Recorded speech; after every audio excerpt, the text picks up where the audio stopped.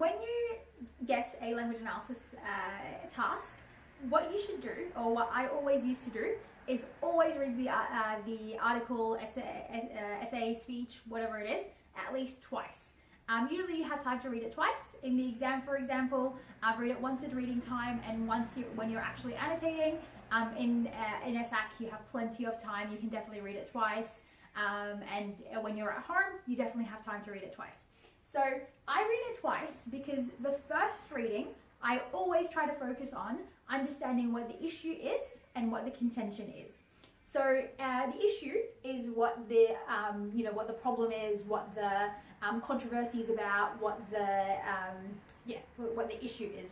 I ran out of synonyms. So for example, should uniforms be banned in schools? Is a question. That's the issue. If my opinion is that uniforms should not be banned in schools, uniforms should be enforced at schools, that's my contention. That's my opinion or my stance. Yes or no on the issue is my contention, and the issue itself, the neutral question, is the issue. So determining what the issue and the contention is were always the aim of my first reading, because if you get that wrong, you get everything wrong in the analysis. So it's very, very, very critical that you get those two things right. And from my experience tutoring, a lot of students really struggle with understanding what the writer's contention is, because they immediately jump to finding techniques and finding structure and finding fancy things that they're probably not ready for just yet.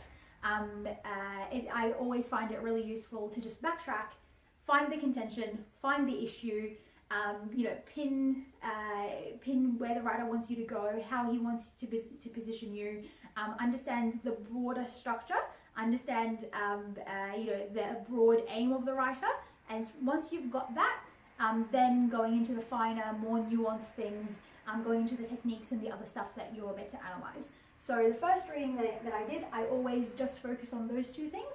In the exam, during my reading time, I focused that reading on determining what those two things were, and getting those two things right.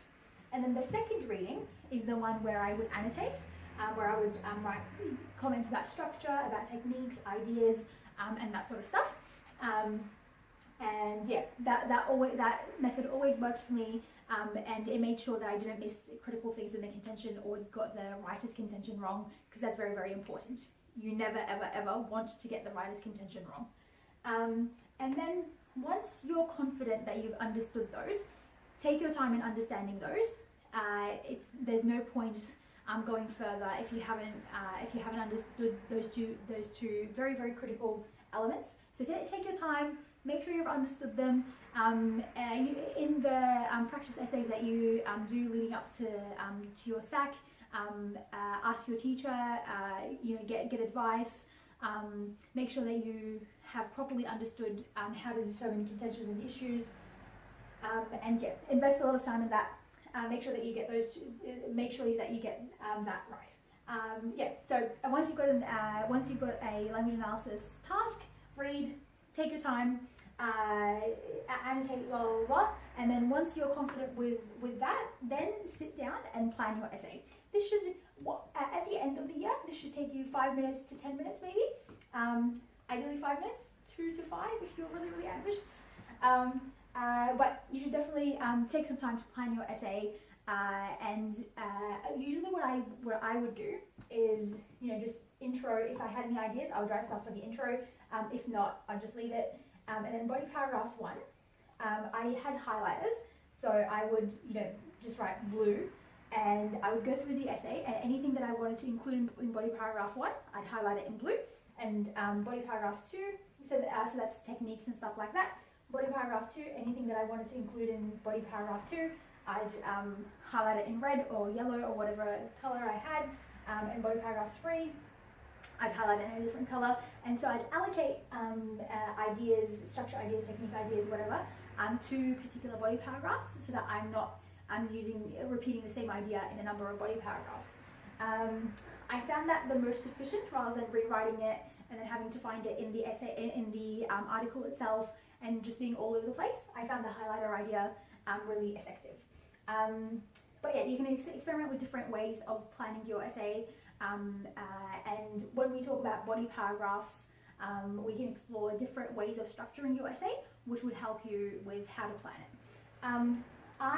I'm a very structured person, so I liked knowing what structure so there are different ways of structuring your language analysis essays, obviously, and I liked just picking one structure and just going doing the exact same structure every single time I wrote a language analysis essay.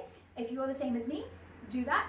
Other people would change their structure depending on what structure was most appropriate for the task itself. If you're that sort of person, feel free. But I was the sort of person who chose one particular structure that I was most comfortable with, and I used that structure for every single essay that I ever wrote in language analysis. And so when I was planning my essay, I knew that I was gonna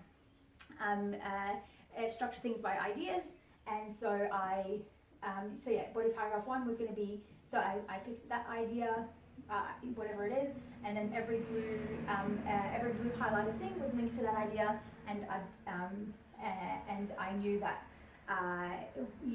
everything that was highlighted in blue had to be included in body paragraph 1 and body paragraph 2 and blah blah blah until the end. And then after you've got a really good plan, then you start writing. In the months leading up to the exam, make sure you invest a lot of time in planning. Even if you need up to 20 minutes in order to get a good plan, that's fine. It's time well invested. In the exam itself though, 2 to 5 minutes. And yeah, the rest is your writing time. If you do use the language analysis study guide, you will find it a lot easier to write nicely and write well, faster. So try to use the study guide as much as possible. So hopefully 50 minutes to write. I can't write. And then 5 minutes at the end. Always allocate 5 minutes at the end to reading over your essay. It's very important that you don't miss, simple things that you know, because then you lose marks for things that you knew already and you could have fixed yourself. So make sure you allocate 5 minutes at the end in every SAC, in every exam, to read over your answers to make sure that you haven't missed anything that you already knew and that you already could fix. Good luck.